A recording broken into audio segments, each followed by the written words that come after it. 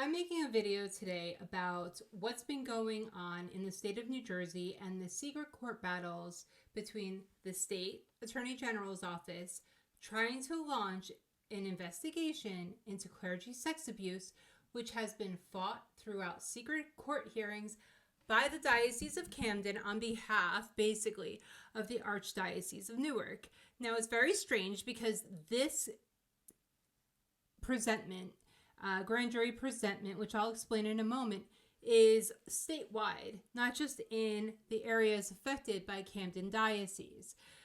Now, first, I want to say that this video is not an attack on the church at all. I love the church. It's actually it's a huge sadness for me that I can no longer attend Mass. And the reason I don't attend Mass anymore is because of the hypocrisy that I witnessed while I worked in the church and also in a university which houses a seminary for the state, for this diocese, archdiocese. Now, that's where I converted to Catholicism. That's where I fell in love with the Lord. That's where I developed my connection with the Holy Spirit. And actually that faith carried me through some of the most difficult times of my life. And even though I no longer attend Mass, I still consider myself a Catholic. I always will. I have a very strong connection with the Lord, a deep relationship with the Lord, and that will never go away. And the Holy Spirit actually led me to get really into true crime and trial watching and learning how to read legal documents and find them and find court hearings online. And I truly believe that part of my interest in true crime was so that way I would be able to follow these cases, because there are several cases in the state of New Jersey. So this one we're talking about is the state of New Jersey versus Camden Diocese, because Camden is fighting the grand jury presentment of a sexual abuse investigation. So this is not a criminal investigation, although it could lead to criminal charges. A presentment investigation by a grand jury is primarily because there's a public safety concern. There's an issue with an institution or an entity that is so widespread that it affects so many people that it is in the best interest of the state, the collective conscience of the state, to come together through this impaneled jury to make a judgment or recommendations based on the information that they were able to put together about this problem. What could come from that are rules, regulations, oversight, or new laws. There could also be, if they found negligence or actual criminal action, they could then have the Attorney General. The Attorney General would take over and do what they need to do in terms of indictments for charges of criminal acts. So it's not criminal in nature, although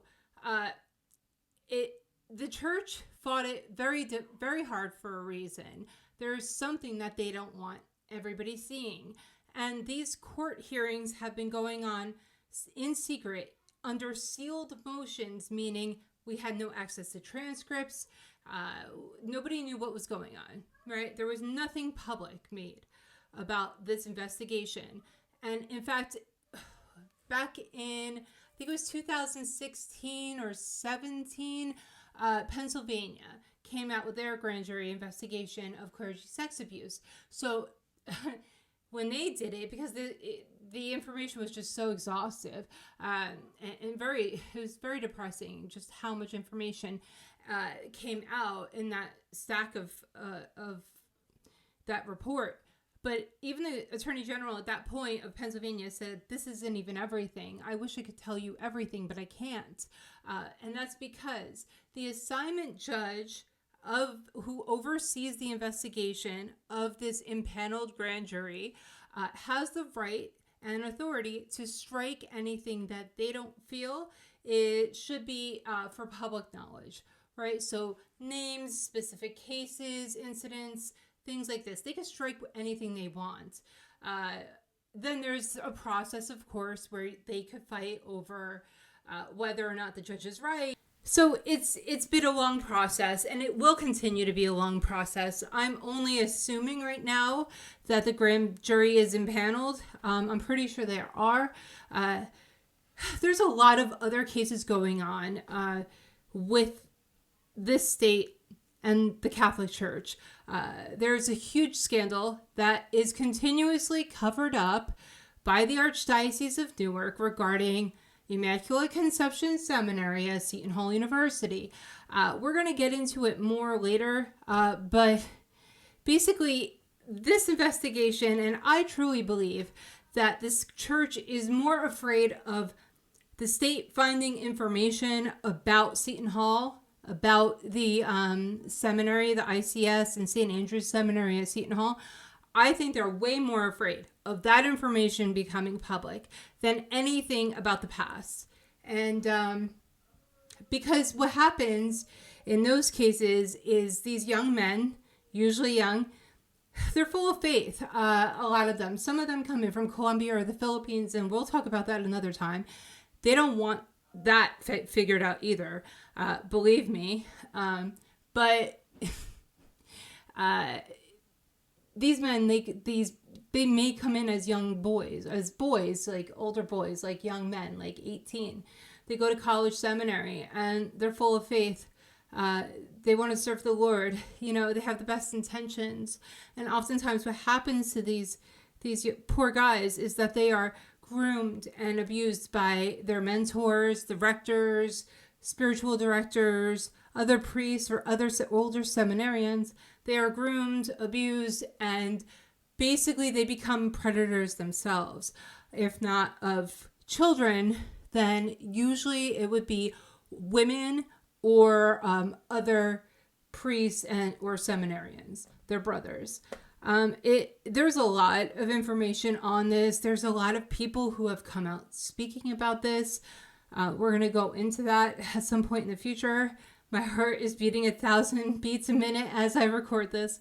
The last point I wanted to make before we get started, watching this argument before the New Jersey Supreme Court, because this is the first time that we actually got to see the Diocese of Camden make their case, is that the Diocese of Camden is one of many within the state of New Jersey. So the fact that Camden is the one fighting this was curious to me at first, but I quickly figured out that on the surface, it would appear that Camden would be the one fighting this publicly because they were the first New Jersey diocese to declare bankruptcy based on the sexual abuse allegations. But actually, what I think actually happened, and this is exactly how they move, there was a bishop that was outgoing in the Diocese of Camden.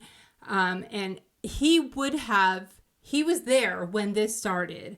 And he only had so many years left before he went into retirement, right? Before they would bring on a new bishop.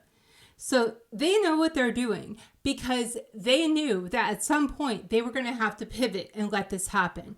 So they had the diocese of the outgoing bishop do this, like fight this battle. So that way when it was public, the new bishop could come in and be like, oh, well, now that I've taken a look at all of this, well, I fully support this investigation. We have to let this go. Like we cooperate with the state. I'm so sorry. Like we're here for the victims. And that's exactly what they did. And it's all a bunch of bullshit. It's a bunch of it's just redirection, blame shifting, gaslighting. It's just all the typical stuff that you see. It's just, and this is not just happening in New Jersey, by the way. This is happening across the country. I have history. I've worked in these places. I know people who are involved with this. My heart really just hurts for not just the victims, but also the victim priests, the priest victims and the seminarian victims who are thrust into this life, and they are groomed and abused, and they find themselves in a cycle and a very, it's corrupt. It's very difficult for anybody to get out. And I don't see anything about this on the internet. So I want to try to amplify this. And even if I hope that it gets widespread. I really do. And my upcoming videos are going to be much different than this one. But I hope that people take a look at it and really start to think about what's going on here. Because it's not the church. It's not the people of the church who are doing anything wrong for the most part. It's the leadership. It's the people who are covering things up. And not only do we need to protect the victims, but we also need to protect the faith that these young priests, these young men who are coming in to serve, who are being abused. And they are basically losing their entire lives, men of faith, because they got involved with this system. When they could instead be serving vocations like as a married man and doing like other ministry work in service of the Lord, and actually making a change and helping empower and uplift people. Instead of doing that through the vocation of marriage, they have the vocation of priest. They have the priestly vocation, and they are supporting a corrupt and evil system based on its leadership. That's why I'm doing this video. All right, so let's get started. I will minimize my microphone. And let's go.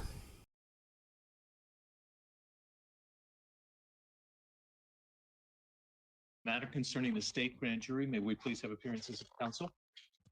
Good morning, Your Honors. Michael Zuckerman from the Office of the Attorney General on behalf of the state.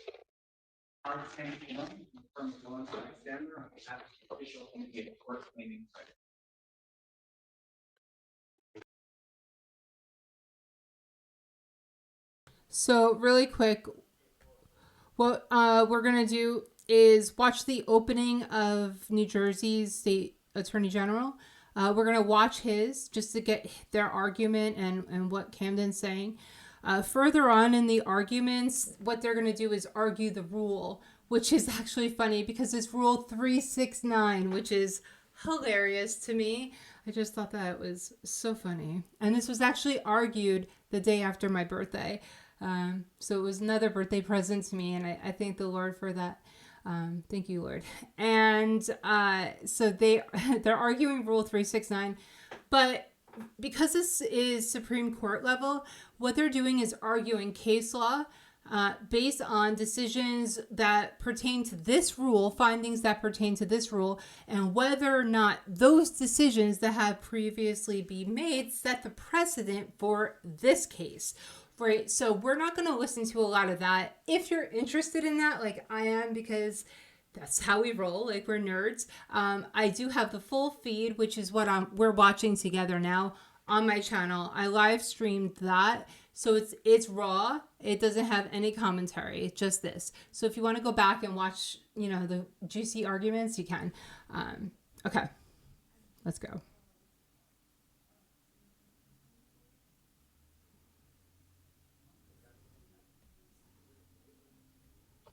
Good morning, counsel, and welcome. Mr. Zuckerman. Good morning again, Your Honors. If I could just reserve a few minutes for rebuttal. That's fine.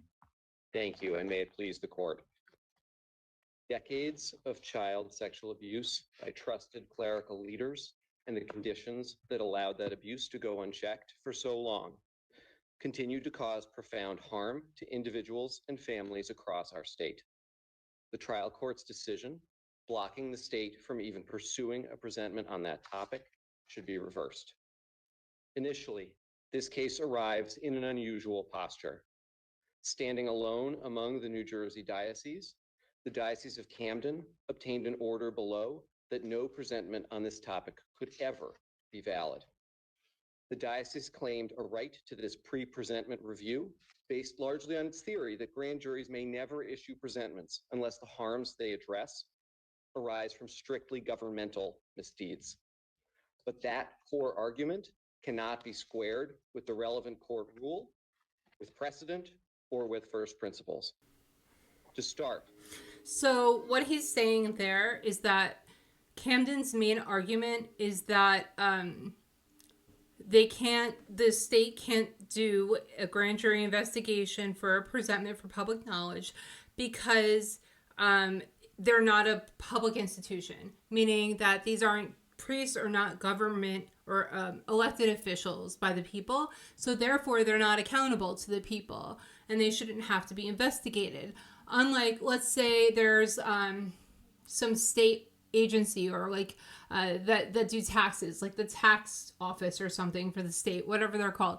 Like if there was something askew there and it wasn't caught by their internal review, then and it was impacting like all of a lot of the population, it would be a public concern. They could launch an investigation through a grand jury presentment to come up with these findings and recommendations based on the collective conscience of the state. So that's what this is, right? This church is saying, we're not public, so you can't do this because we're not accountable to you. And the state's saying, nobody, like, this is a public safety concern. We have clergy sex abuse going on all over the place. All people are being hushed, and I mean, they're not saying all of that, but like this is a public safety issue. And just because the institution is quote unquote private doesn't mean that you're immune from this presentment. It doesn't. So that's what he's saying. Under this court's rule, the presentment power extends to any public affairs or conditions and not just to any topic involving governmental affairs or conditions. And as numerous amici have emphasized, this topic is in no way one of mere private or esoteric concern. Precedent confirms the state's reading. Camden 2 makes clear that the grand jury is permitted to speak on any topic affecting the morals, health, sanitation, or general welfare of the community.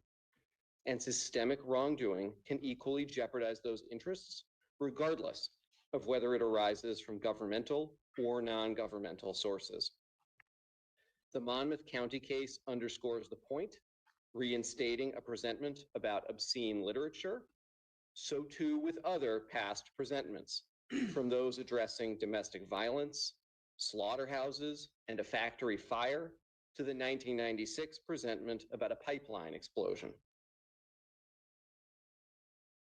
So that's what I'm talking about with case law. So what he's saying, like, this case doesn't have anything to do with pornography or the pipeline explosion or a slaughterhouse. But there were presentments or there was opposition to previous presentments based on, in those instances, regarding those cases. So they're going to argue those specific findings or those decisions in the New Jersey Supreme Court previously related to presentments to argue their case. So that's what he means by that. We're going to skip through that for the most part. In short, there is no basis for the bright line government-only rule the Diocese of Camden presses. As for the various subsidiary arguments the diocese adds, those arguments are likewise misguided, but in any event, they are hopelessly premature. Indeed, those objections rest on at least 4 wholly speculative assumptions, none of which would preclude this process from going forward. First, the diocese assumes that a grand jury will vote to issue a presentment discussing only non-governmental actors, saying nothing at all about whether failures by state or local officials played a role in the abuse continuing as long as it did. Second, it assumes the grand jury will fail to offer any meaningful recommendations for reform, the other primary basis the diocese offers for distinguishing past presentments involving non-governmental entities. Third, it assumes the grand jury will not discover any evidence of new or continuing problems that would satisfy a freestanding imminence requirement, as the diocese claims is required. And fourth, it assumes that any names or other specific details that the grand jury votes to include cannot be addressed with more tailored remedies, such as procedural protections to which the state long ago agreed, or targeted redactions, depending on the particular facts and circumstances at issue. To be clear, each of those quarrels is substantively misguided, but the core problem at this stage is simple.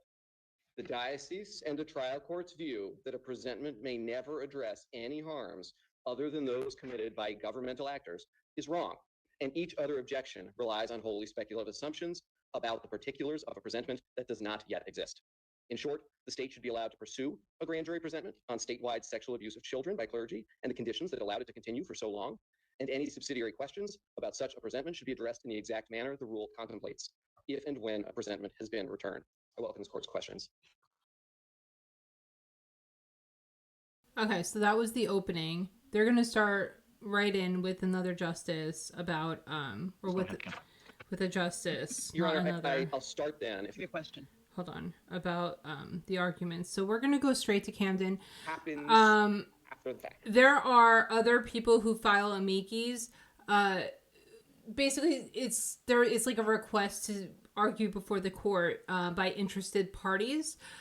So this guy is one of them. I think the state had two. One is I think they're both survivor organizations. I'm not quite sure. If you guys are interested, we could go over all of that. I've read through them. They're interesting.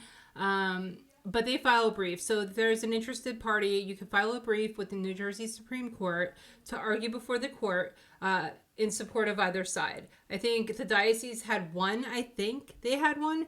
And then the state, I believe, had two.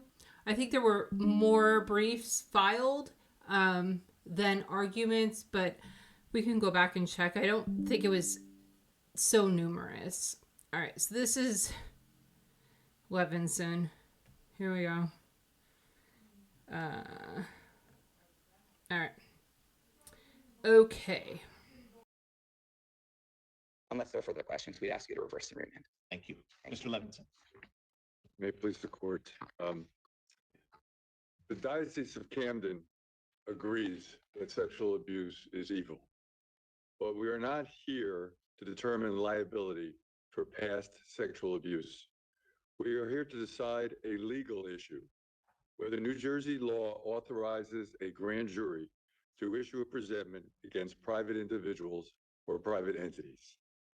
There have been false negatives about this about this litigation. Okay, so first of all, he opens with a Freudian slip, right? False negatives about this narrative, right? That they're creating this narrative instead of like this litigation. I just wanted to point that out about Mr. Levinson. Which compelled me to clarify that the diocese has never sought to prevent the state or its task force from investigating allegations of clergy sexual abuse or from bringing indictments against those accused of illegal conduct. Nor is this litigation an effort to... Because they can't find it, right? You have to get in there and you have to start talking to people and then they'll talk to you, right? Like, otherwise you're hoping that somebody comes forward. And the people don't come forward. It takes so much. First of all, it's usually 20, 25 years after a victim has been abused before they'll come out, right? And then once they do, because they're so loyal to the church, they will usually go straight to the archdiocese and wherever they are, and file something for the archbishop, whether even if they just send a letter, right? So then that gets reviewed and thrown into a file, and the church, the first thing that they do is ignore it, right? They don't want to answer these things because if you acknowledge it, it exists, right? So first they just try to ignore it. And then oftentimes victims will continuously approach the church. And then if they go to a news source, a news outlet, a journalist, a podcaster, or something, then they will respond. But they'll find that they did their own investigation and there was no wrongdoing and whatever. Or that this clergy member was already sent for treatment before this was reported, blah, blah, blah, blah. There's no oversight. There's no accountability. Very little. So the fact that he's like, we already agree. Like, you find wrongdoing, go ahead. And he's going to talk about an arrangement from like 20 years ago or something where the state and the church agreed to this fact finding or whatever. You'll see. But it's ineffective very clearly because we're still getting all of these abuse cases coming out. Plus, the priests who are abused, there's nowhere for them to go. They're ousted, or they're given bad assignments, or they're assigned, in some cases I've read, assigned to priests that are, to parishes that have other priests who are incredibly predatorial, and to put them in line, get them in line. You know, it's things like that happen. To hide illicit conduct or to circumvent legal or moral obligations. To the credit of the state and the church, we worked together 23 years ago to confront this conduct, resulting in a 2002 Memorandum of Understanding by which the church was to report any violations to the state, and the state was to bring criminal actions if warranted. Despite the success of the MOU, the then Attorney General instead reacted to the publication of the 2018 Pennsylvania Grand Jury Report to replicate that plan in New Jersey.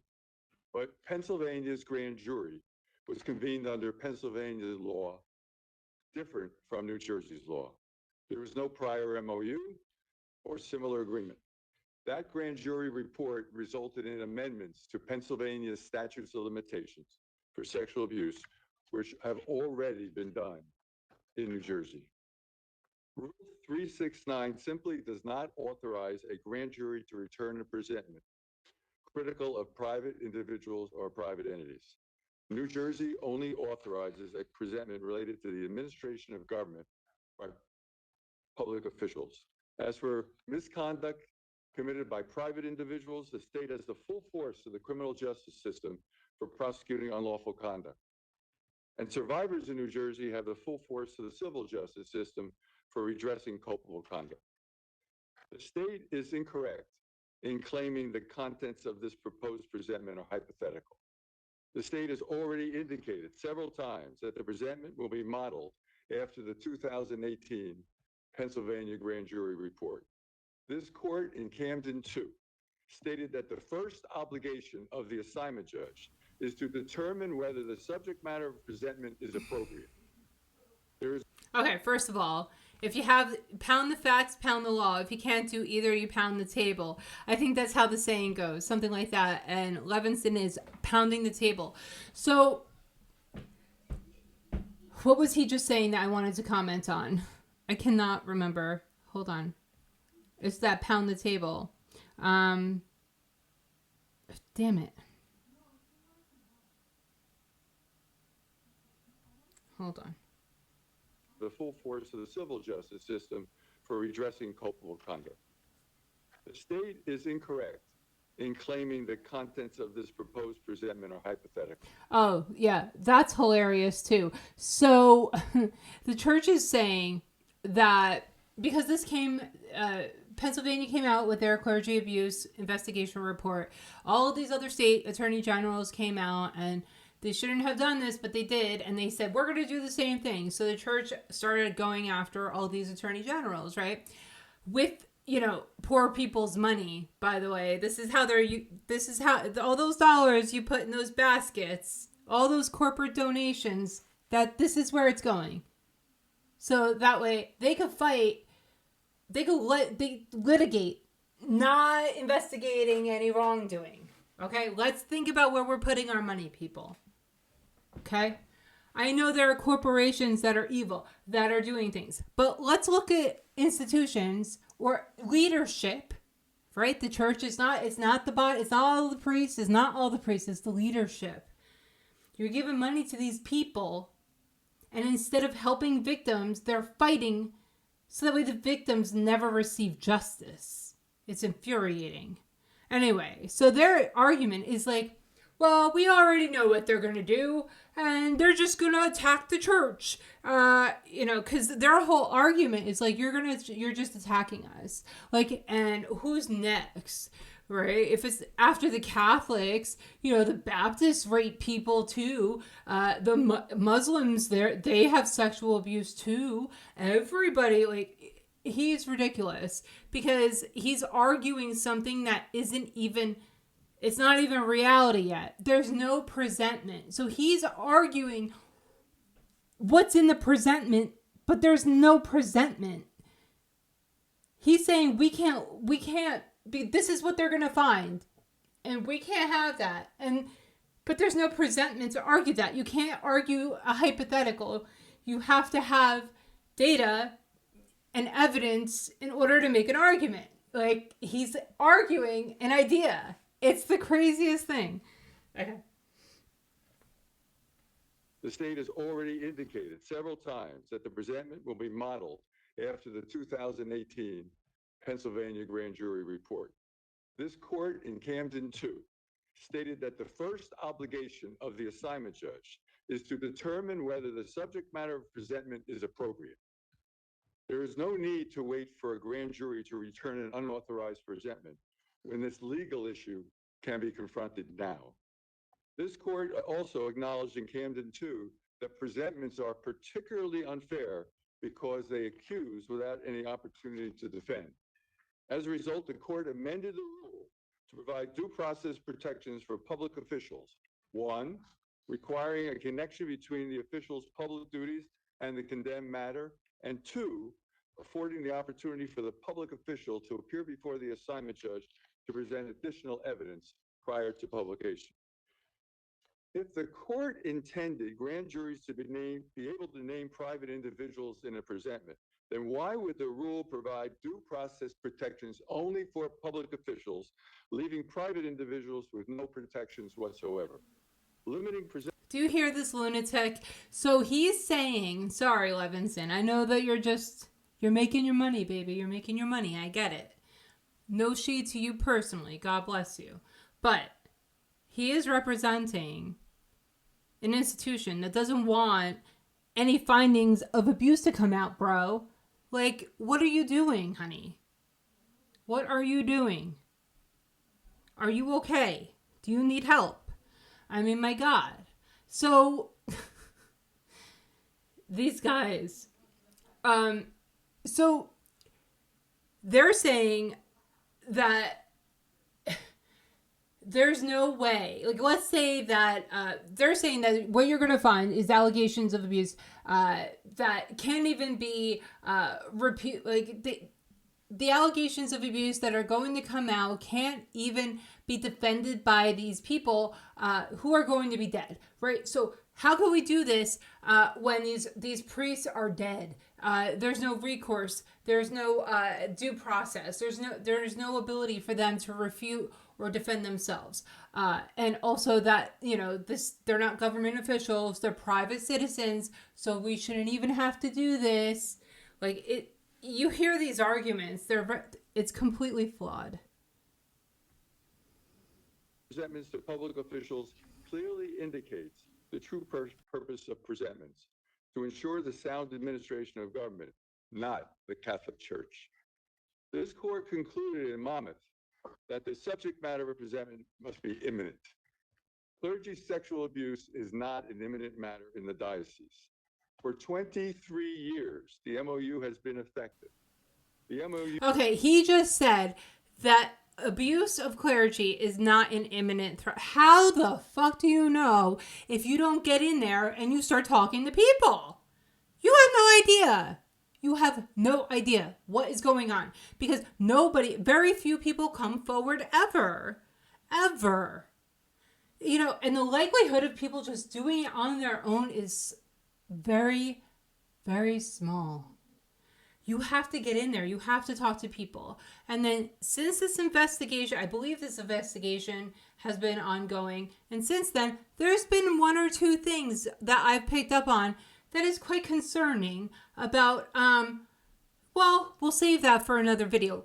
But he's saying we have this thing in, this MOU. And so there's this agreement between the state and the church and they could go after our priests and who, as long as there's a credible whatever. But so many of those allegations that are reported to bishops never make it to the Attorney General's office. It doesn't happen. He's a liar. Like, and he, like, plausible deniability is probably what he could say. But it's nonsense. It's a baseless argument, basically. It's flawed legal basis. You required the state to revisit it in 5 years or as the need arose thereafter. Yet the state never did so. Why? Because the MOU is working. It was only just weeks after the Pennsylvania grand jury report was published that the state first claimed that they needed to revisit the MOU and they needed a grand jury to do so. The state's task force investigation has resulted in only 2 indictments for child abuse. One of those priests was convicted for abuse that occurred in the 1990s, and the other was acquitted. If this court expands the scope of a grand jury presentment to include private individuals and private entities conducting investigations in secret under the sole influence of a prosecutor with no opportunity to present a defense, the grand jury's authority will be unlimited. Well, first of all, like, how dare you, Levinson? How dare you? Because he's saying, oh, the grand jury investigation proceedings are going to be in secret. Bro, you have been fighting a 7-year battle under sealed transcripts. Sealed from public interest. When I was working for the church, okay, I told you, I don't know if I mentioned this or not, but the Holy Spirit tends to take me right out of situations right before the shit hits the fan. My entire friggin' life. And that's going to be another video. But my entire life, like, I'm put in the thick of something. I'm right in the lion's den. I'm Daniel, right in the lion's den. And then, like, I'm whisked out right before, like, the tower falls and all the shit falls apart every single time. And for that, Lord, I am so grateful to you. Thank you, Lord. But after, like, I was there as the investigation, the Pennsylvania thing came out. And then as I'm leaving, they're getting ready. The state was getting ready to go and do the investigation. There were people, agents, with my friends in the offices, and they would tell me, like, how they were making themselves at home. These agents going through all the files, doing their investigation. The investigation began legitimately. There was also a paper shredder company, I believe. It wasn't the one I worked at. It was a different diocese. I probably still have the picture. One of my friends sent it to me. They're like, hey, you think this is related to the investigation? Yeah, who knows? But it was a huge paper shredding truck pulled up to the side door of the diocese. Who knows, right? But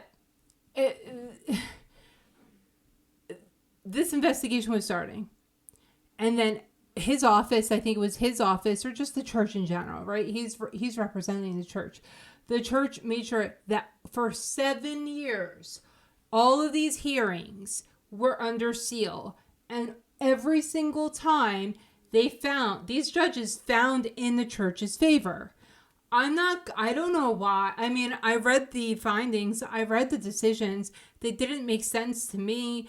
And because they don't make sense, you know, the Attorney General's office agreed with me, clearly. And then ultimately, the Supreme Court of New Jersey also agrees with me because they said, Camden, sit down and let the investigation happen. None of this makes any sense. So I don't know why those judges weren't abiding by precedent and the rule itself. I don't know. The presentment proposed by the state would call attention to long ago conduct by private individuals that impacted only a fragment of the population. The proposed presentment has no connection to the administration of government. Presentments were never intended to call attention to private conduct within private entities. We ask respectfully that this court affirm. Are you completed with your opening statement? Pardon me? Your opening statement is complete. My opening statement is complete. Can the court rule override? Was it under 5 minutes, by the way? Just a tad. Just a tad. Can a court rule override precedent of this court, a Supreme Court decision? Well, I think the court rule is consistent with the precedent That of wasn't this the court. 'Cause question. when you look at the court rule, I just want to ask, generally speaking, if there's a perceived conflict, which prevails? Mm-hmm. I'm sorry, say it again. If there's a perceived conflict between a court rule and a Supreme Court case, which prevails? Well, I think the court rule, because the Supreme Court precedent was from the 1950s. This court rule was changed after Camden 2 to include what it includes with regard to public officials. And it has remained, Rule 369 has remained that way for 369. 50, 60, 70 years. So So I think I think you all have acknowledged that what's in the rule is consistent with case law. So you've pointed out, of course, as the trial judge did, that the church is not a public entity, that priests are not public officials, and that therefore this presentment is inappropriate. Don't the facts of Monmouth, the essential facts of Monmouth, say otherwise? There you had an entity that was not a public entity, officials who were not public officials, and a presentment.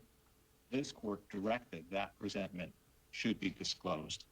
How does that factor into our understanding of the rule?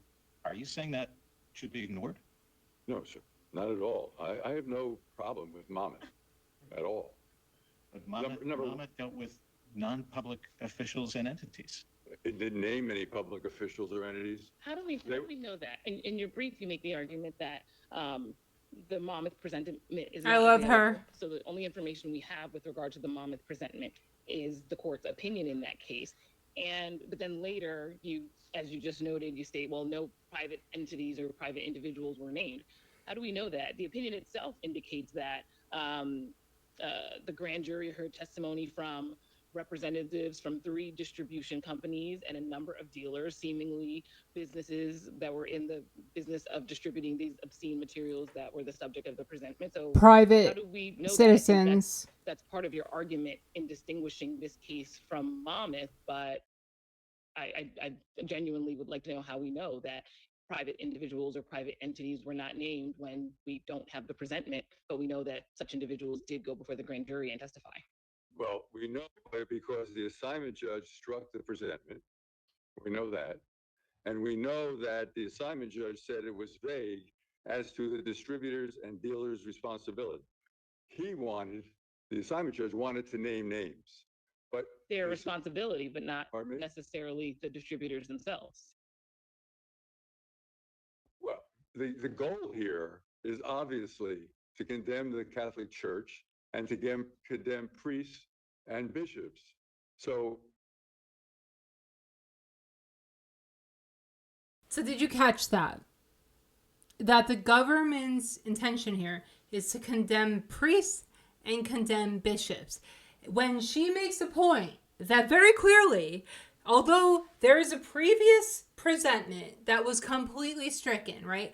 All they had was a decision from a judge, an assignment judge, stating as to why the findings of the presentment could not be published publicly, right? And in the decision, the judge noted that they did hear from these public entities, these private entities or private individuals. Why is that different than this, sir? And he can't answer that. So the first thing he goes to is say, well, they just want to disparage, they're coming after the priests and they're coming after the bishops. Okay, notice that. Also, I don't know if any of you watched the Karen Reed trial, but do you remember Victorian Boy? He looks, the kid over there on the side of Levinson toward the back on the upper left-hand corner, I think it is. He has his finger on his nose. He looks like a little Victorian boy. Okay. in Monmouth, there was no names mentioned whatsoever. So I don't really understand why the question is, because the result of Monmouth, they did not name names. They were dealing with a condition in the county, which was a broad condition. It affected everybody. At the newsstands, when they used to have newsstands, there was pornographic literature facing old, young, children throughout the county. So the grand jury felt that that was inappropriate. And what they did is they instructed municipalities to enact ordinances in order to deal with that problem. That's how the result occurred.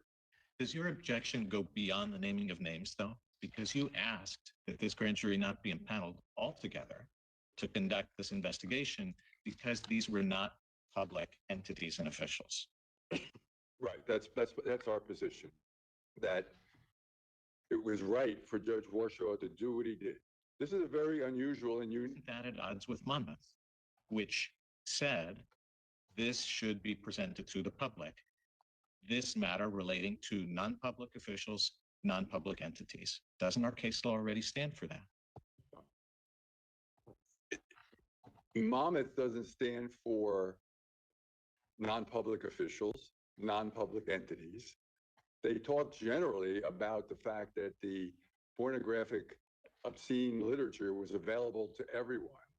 And they wanted the world to know that He's not answering the question.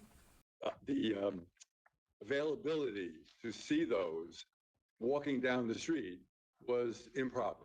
The availability of those obscene and pornographic materials stems from the private entities that were making those materials available, which is a reason why those distributors and dealers went before the grand jury and testified.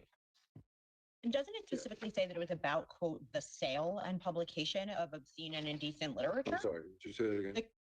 Supporting what Justice Pierre-Louis just asked, the case also specifically refers to, quote, the sale and publication of obscene and indecent literature. So it's not just that when you walk down the street, you could see it. It was that it was being sold by particular entities that were not the government. You know, I would answer that with this. When you look at the Supreme Court decision in Monmouth, they spent, it's only 4 pages long, and maybe less if you take away the who's representing the parties and whatever. But it's a very brief case, and we don't have the presentment. And it talked about imminence, which is another thing I'll get to in a minute.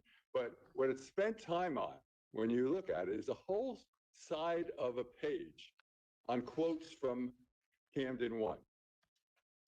And look at what those quotes were. Don't have it right here, other than to say He can't answer a question. the quotes were maintenance of popular confidence in government, the sound administration of government at every level.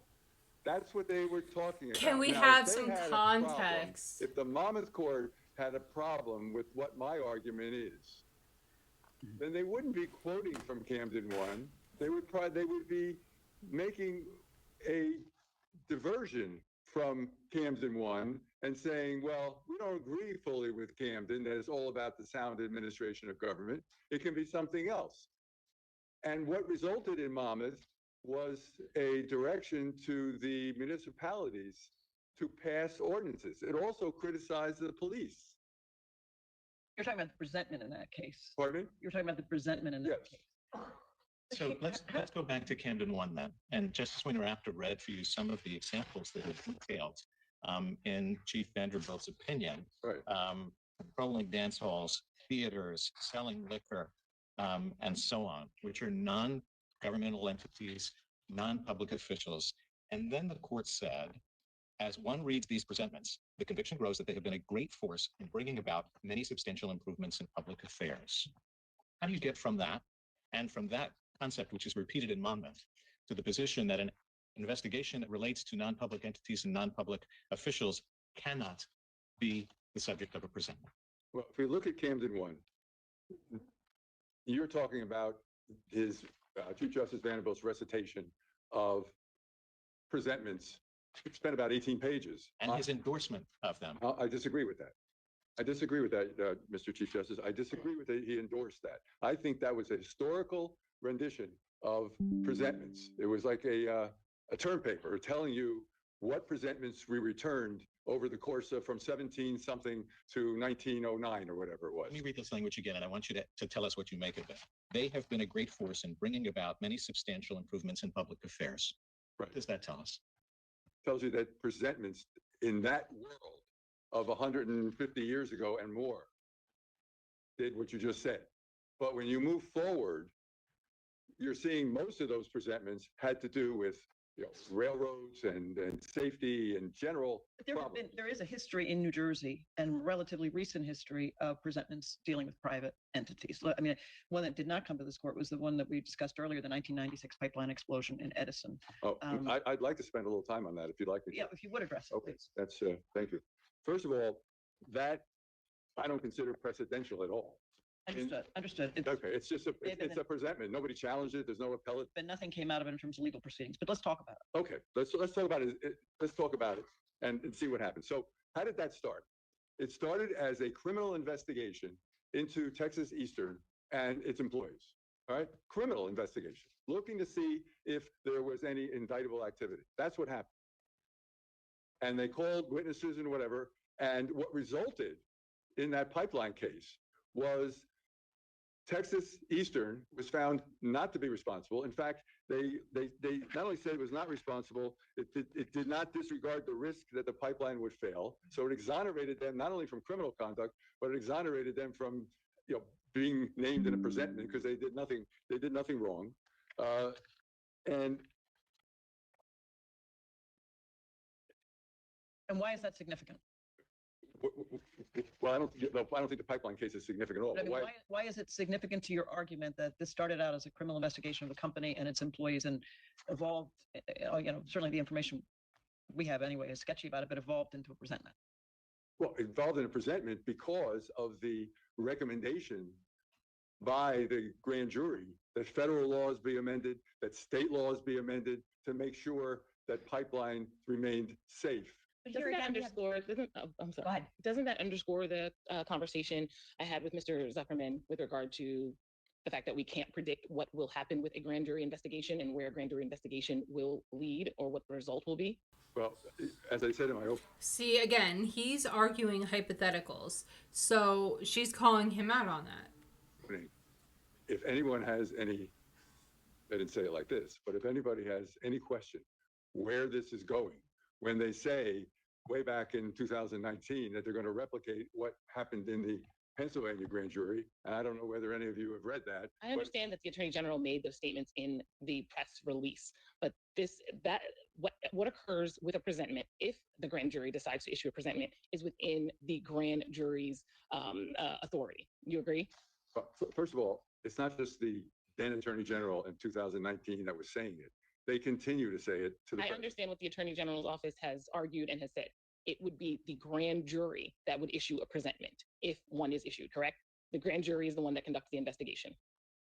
The grand jury would conduct an investigation, yes. Well, and my question was, your recitation of what occurred in the pipeline case underscores the argument that you can't speculate as to what will happen with a grand jury, whether a grand jury in a criminal case will indict, or whether a grand jury in a situation like this case will issue a presentment, and what that presentment, the substance of that presentment will be.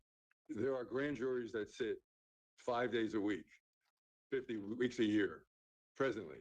If there is any evidence of criminal conduct, they don't need a special grand jury to indict that conduct. They all along. Let me ask you just very generally, we do not know what a grand jury would do with this case. Well, we don't know if a presentment would be issued, and we don't have any idea if one was issued what that would say. Am I right about that? No. Well, most Because respectfully, So we can it may sit here, be written already for all I know. but there's no grand jury impaneled. Pardon me? There's no grand jury. There's no special grand jury for this case. They're coming into, it's different from the typical situation. They're coming into this. He's saying it's different than a typical situation. It's not. It's not at all, because the state gave off like all these different cases where it's almost exactly the same. He has no argument. This with the notion that a grand jury should issue a presentment against the Catholic Church, its priests and its bishops. That's what they're going into this with. And, you'd have to be Rip Van Winkle to not realize what is going to come out of this. He said Rip Van Winkle. I just want that noted for the record. He did say you have to be Rip Van Winkle. I think it's a magician or a psychic from like the 1920s or something. I have no idea. I can tell you what's going to come out of it. They're going to say that from 1940 to the present, because that's what the subpoena included, that there was problems in the Catholic Church with child sexual abuse in the movement of priests. They're going to say that. I could write it for them, but it's not imminent. And you're saying, it's historical, and that's what Judge Warshaw said.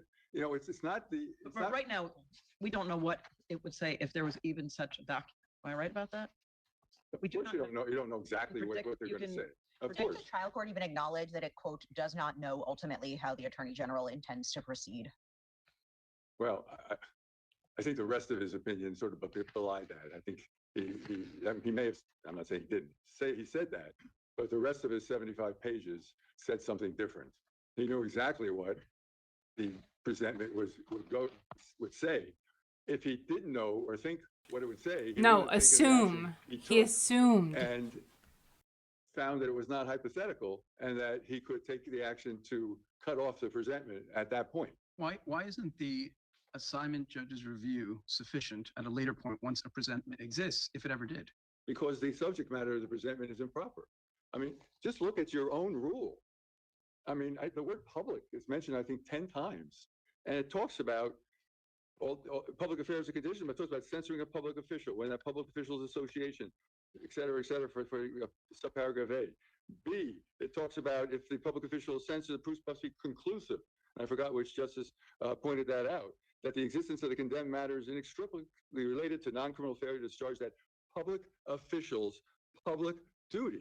Your comment was subject matter is inappropriate. The subject matter is long-standing sexual abuse. Why is that subject matter inappropriate and allow the assignment judge to make the determination if any of the individuals that were discussed or that were identified, if that is something that may be stricken at a later point? Why wouldn't that be the proper remedy? Because it's not the sound administration of government. If you read, when you read again, Camden 1 and Camden 2, it's the sound administration of government. And even in Monmouth, they were talking about the fact that the police officers and the municipalities did not take action to take those pornographic magazines off the newsstand. What if the presentment in this case said much the same, spoke to resources that law enforcement have, spoke to the adequacy of law enforcement's response? Would that be an appropriate presentment? We first heard that adequacy of the law enforcement's response in their appellate brief. It was never argued below. So I would suggest we put that aside for the reasons that Justice Pierre-Louis questioned about. We don't know where this grand jury will end as its investigation evolves. Well, So that becomes part of it. I didn't hear your last part. Wasn't in the press release, but assume it becomes part of the grand jury investigation. Would that then be an appropriate presentment? No, it's not an appropriate presentment. And think of this. Included in my appendix in the appellate court was articles galore of other religions, the Muslim, the Orthodox Jews, the Baptists, the Episcopalians, on and on, who were talked about as having worse historical problems and more current problems than the Catholic Church. Is this court going to permit the next case to be the Methodists? I can't with this guy. Like, it's like when you're a kid, you catch them doing something wrong, and they're like, but Bob did this, and then Jane did that, and I only did it.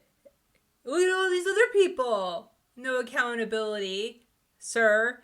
Like, and by the way, the Catholic, I don't know any other religion with an institution as large as the Catholic Church, period, number one. And number two, they're the only ones with the huge scandals. There are a lot of churches, a lot of religious cults and covenant communities and all these things with scandals, right? It's a huge issue, right? Like, we're eradicating this, hopefully, for the most part, coming up. But, like, this guy doesn't have a leg to stand on. Sincerely. It's a slippery slope. That's why you have to cut it off somewhere. You cannot do it where you're naming private individuals or private entities. This is just Why not? You can't take TikTok alone. Maybe you can do a presentment against talking about social media and its effect on children, but you can't pinpoint. Well, if you can do a social media presentment that's generic and deals with all the different companies or some subset or categories, that would be inconsistent, I think, with what you are saying, which is private entities are off limits. Mhm. So where's the line drawn? I believe that private entities and private individuals are off limits. When you start with So if Chief TikTok Justice, or, if you start with Chief, sorry. No, Facebook, TikTok, whatever it may be, they change daily as far as I can tell. If there's a presentment against them as a group or categories, that's off the table. Because I think you just said it might be okay. Well, it's not before me now, and I haven't even thought about that. I only thought about it when Justice Hoffman brought up a specific company, and that would be specific individuals in that specific company. And so that's what made me think of it. But when you go back to the rule, Is your argument that one specific religion was being targeted? Is that brought under the free exercise clause or the establishment clause? Or is it an argument that, as you just phrased it, seems like it would equally apply to TikTok versus Facebook versus some other social media company? I love her. well, we didn't reach the establishment clause issue in the trial court. But you never And made not it. in the appellate court either. So we didn't brief it, except for maybe a couple pages in our trial court brief. But since the trial court never dealt with it, he said that he didn't have to deal with the First Amendment issues. He could Did you decide. ever brief anything about I'm the sorry? Did you ever brief anything before any court about the free exercise clause? We briefed it in the trial court. I thought that was only an establishment clause claim, and I'm specifically asking about the free exercise clause. I apologize. I didn't prepare for arguing the First Amendment because it's not before this court right now. So I don't want to speak. What? Ignorant. Sorry, Your Honor. I know I'm representing a church. Okay, I know I'm legal counsel here arguing before the state Supreme Court. The church, a religious institution who is literally here because of the First Amendment. But I'm not ready to argue that, Your Honor, Madam Justice. And unintelligently about it. So I apologize, Justice. Is there any evidence in this record that the presentment would address imminent matters? Is there anything in this record that it would impact imminent matters? Oh, I'm sorry. A Monmouth requires it to be imminent. There's nothing that the Attorney General has proffered at all to demonstrate that there's anything imminent. Just the opposite. I mean, the statutes of limitation for criminal prosecution in New Jersey was eradicated in 1996. But even Justice Bashali's question, when he's asking about anything in this record, what is in this record? What is in this record? Correct. Aside from, the original press release and there's legal briefing, what is in the record? What else would there be? I mean, it's their intention that started with press releases, not just one press release. It wasn't a mistake. And they went on throughout their briefing to say that their intention is for the grand jury to issue a presentment against the Catholic Church, its priests, and its bishops. So it's just to make sure we're on the same page. It's press releases and then legal briefing. There's nothing else in the record. No. I don't know what else could be in the record. Because there's no presentment. It's the absence of what's in the record that should make you be concerned. There's nothing in the record which indicates that it's appropriate for a presentment to attack and criticize the Catholic Church and its priests and bishops. But here again, we don't know what it would do. I know you do know, but here's what you do. If we start with Chief Justice Grumir in 1907 and go on through Camden 1, all they talk about is... No, but I understand what you... This guy... About it, but there are certainly instances in which a prosecuting authority gets out with a press release and the grand jury does something unexpected. Well, normally, let me I get normally, but we're talking about the facts versus assumption projection of what might or might not be in a presentment. Okay, so what you would or they would propose is what they said. They would have to interview 1,000 or more grand jurors individually, because almost a third of the people in Atlanta, Listen to her. Listen people to in her. New Jersey are Catholic.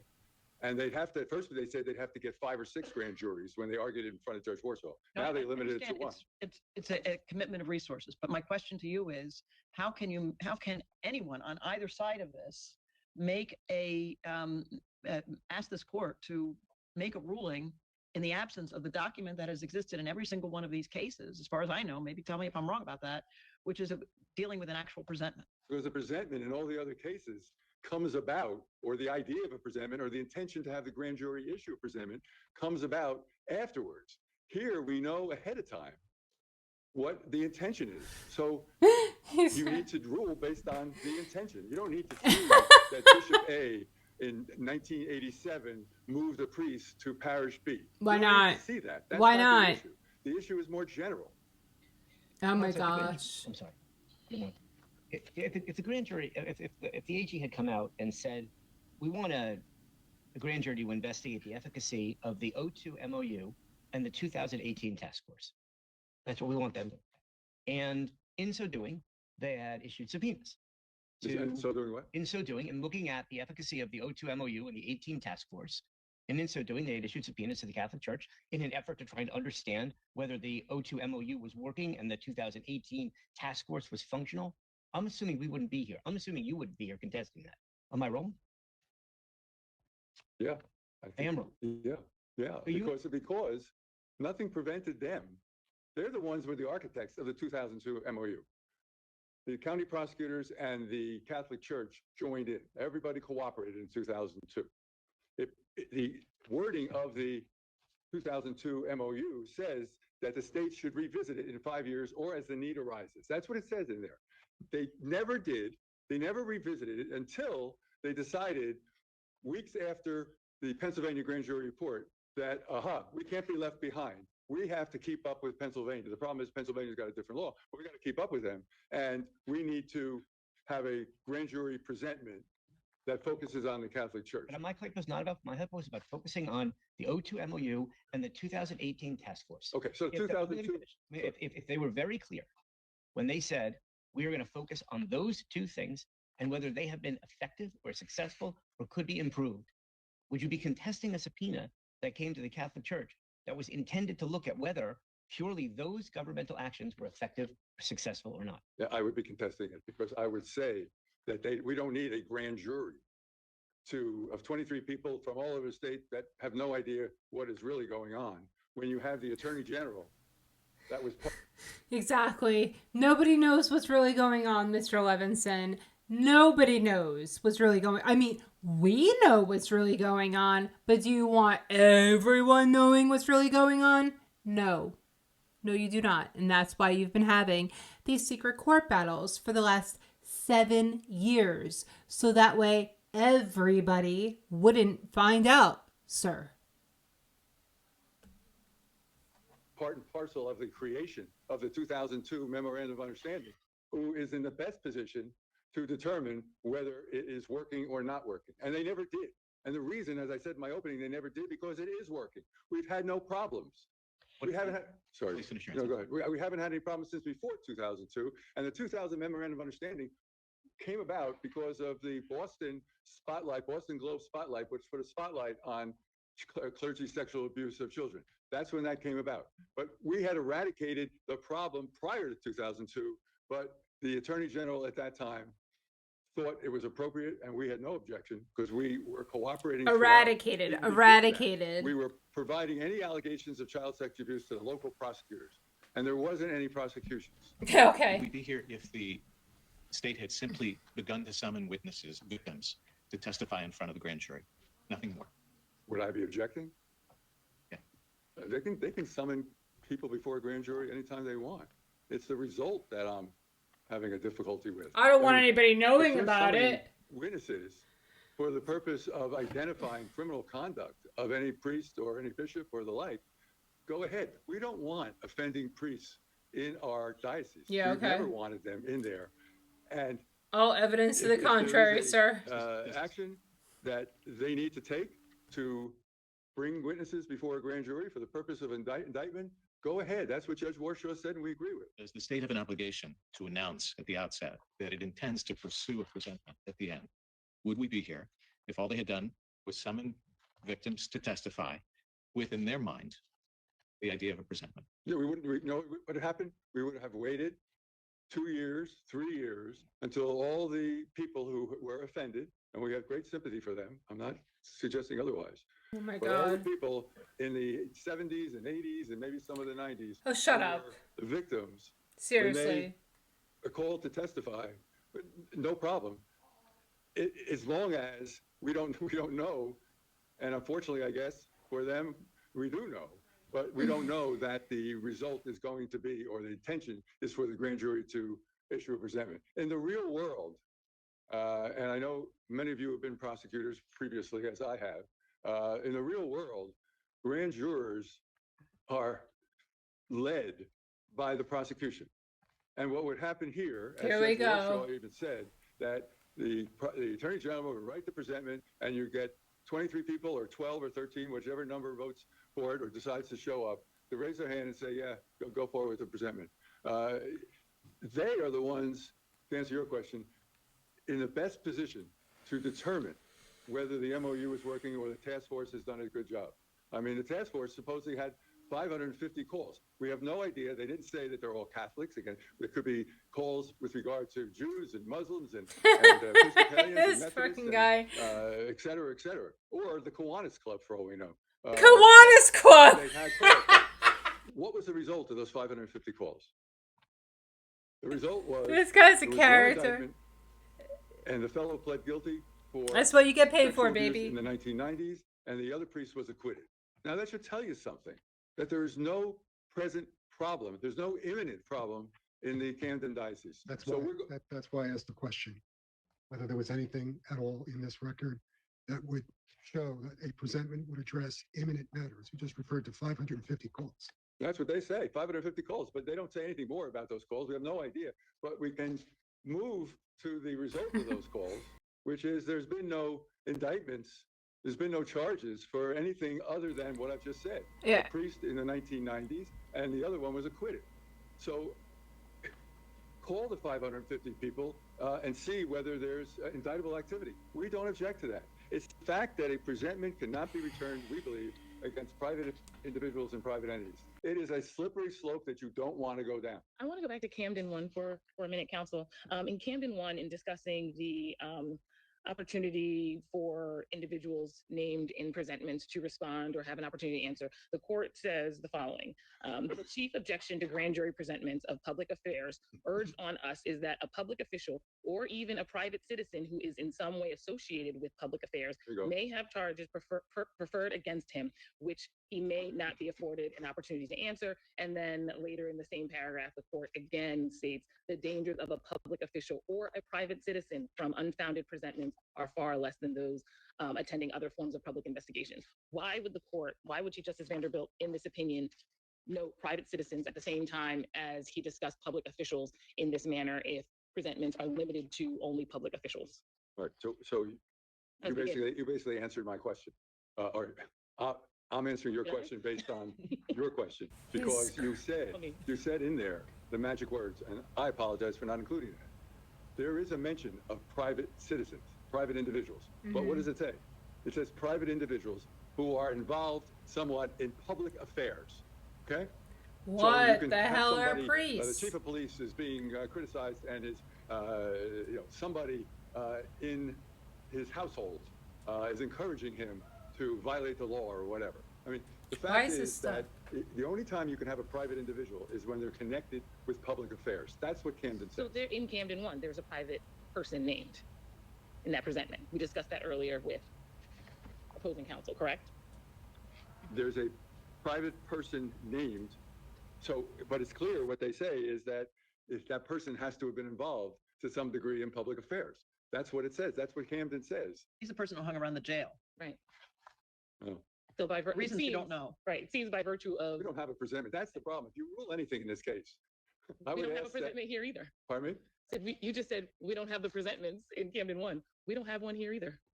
Well, okay. We did, there was a You- presentment in We Camden. don't have the text of the presentment. No, in you don't have the Camden text of the So we presentment, can't, no. we But- really can't substantively have a discussion with regard to the particulars of this private person who was named and his involvement with public affairs or conditions. But that, Certainly that wasn't- takes us back to, in this case, we have no presentment. So again, are we prematurely making a determination here as well? I don't believe so. I believe that the thrust of Camden 1 is all about the administration of government. That's what they emphasize throughout.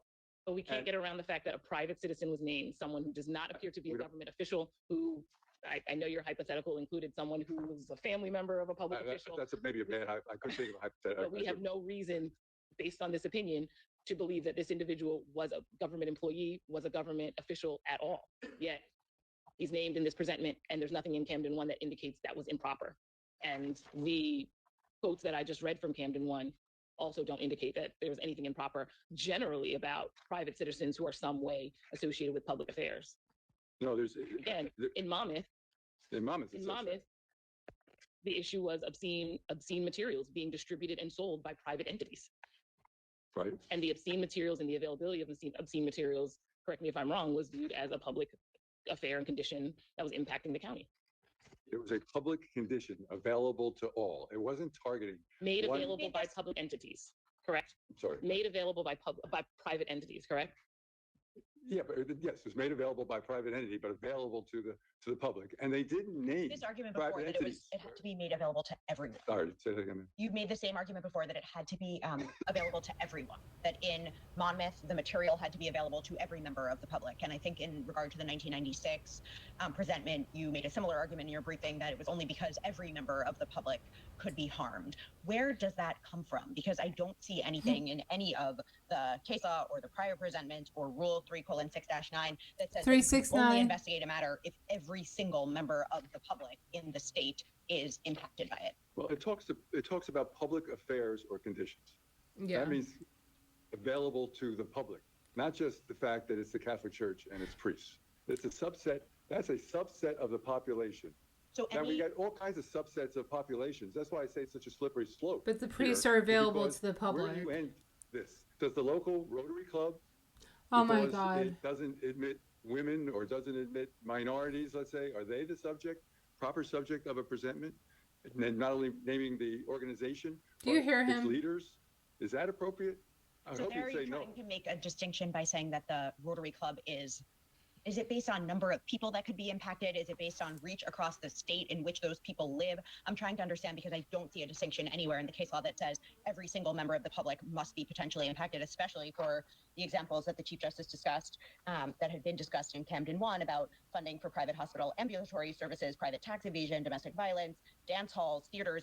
There doesn't seem to be any suggestion that unless every member of the public has been to this dance hall, it cannot be the subject of a presentment. So I'm just trying to understand what is the content of the argument you're making. Where does it come from, if not from the case law or the rules? He doesn't have Well, anything. It comes primarily from the fact of Camden 1 and its holding, we believe, stands for the proposition that a presentment is limited to the administration, being critical of the administration of government.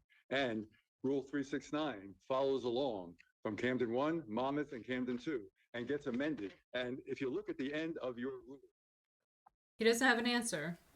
it says in paragraph D, says the assignment judge shall instruct the clerk of the grand jury to send copies thereof to such public bodies or officials as may be concerned with the criticism and recommendations made therein. That goes along with the rest of the rule, which limits presentments to public officials. There be no reason, He has- as he can't the answer the commentators question. have said pretty much all along.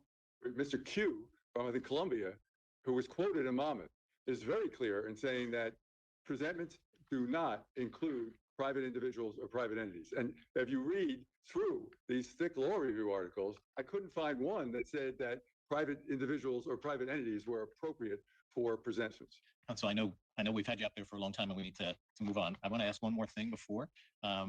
The Attorney General has represented to us that they have extended, they've said that they're going to afford the protections of Section C to anyone named who is not a public official. Is there any dispute about that? And do you have anything you'd like to say on that subject?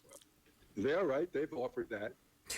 And This what I guy. believe that is the Attorney General offering to amend your rule, which has existed for more than a half a He century can't in the way stop. that it exists. It stands for the proposition that you can't return a presentment against a private individual, or else it wouldn't be written this way. So yes, we have not accepted that offer because we don't believe that it's appropriate, because it's not the grand jury's. Pound the table, The Levy. grand jury should not be writing or the Attorney General writing it for them, a presentment this critical freaking of guy. private entities or private officials. And they're only talking about people there. They're not talking about entities. So they still would be directing the presentment towards the Catholic Church. They didn't say in there that we would agree to redact names and we would agree to redact the church. That might be something that is acceptable. Oh, but we still you're have the Catholic Church crazy. in there. You're nuts. So names are just part of the problem here. We understand your position. You're okay. Anything you'd like to add? Bye. No. Thank you. Bye-bye. Mr. Giancola. Okay, so we're going to stop here because it's a lot. Okay. We're already at about an hour and a half. So I wanted people to see how the church is arguing their case. This is the best argument they have after 7 years. People need to see this stuff, okay? Because there was no reason for this to be held up for 7 years. Zero. And once this presentment is done, you heard him. They're going to go and they're going to fight it until the last bit that they can. Any names that come out, any dice, they're going to pick this thing apart. This presentment. And we'll see what happens.